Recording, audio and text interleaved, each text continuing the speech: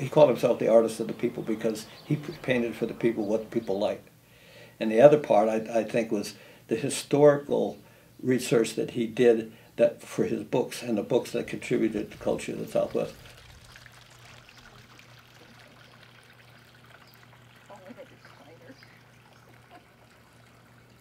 He would research the books, original research, and then he would do the paintings for them and put them in the books that he published about the Tohono O'odhams and about the Yaquis and Father Kino, Father Sarah.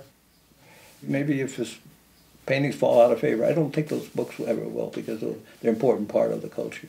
More than that, I think De Grazia had a huge role to play in tourism in Arizona. He rose to fame when the Eisenhower highway system was built, the freeways, and people were starting to take long vacations, travel more. Arizona Highways had a new publisher. He really gave De Grazia a big push by publishing photos of his art. So people around the country, maybe even around the world, all of a sudden could see what Arizona looked like. So I think he's had a really lasting legacy that way. I think you can't help but walk away with something that he was a character, that he played that role in some part, but in the part, that was who he was. He went to New York once and was on the Today Show and dressed as he always dressed, flannel shirt, old blue jeans, old hat. He always carried a red bandana in his back pocket. In the middle of the interview, he hauls out this handkerchief and honks into it on national TV. He was just a fun guy, fun to write about, and I hope fun to read about and to talk about.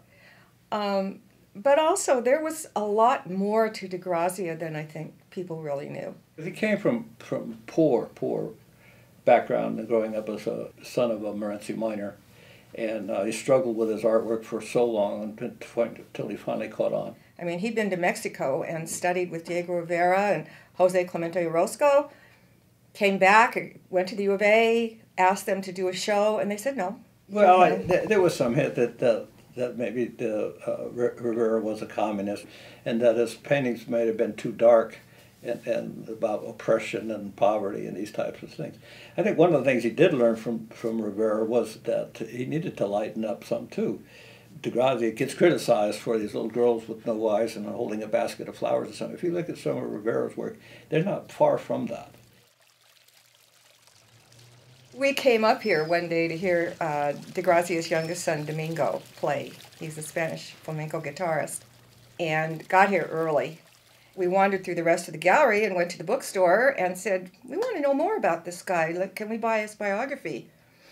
And they said, there isn't one. And Jim has written several biographies, and I saw the light bulb go on over his head.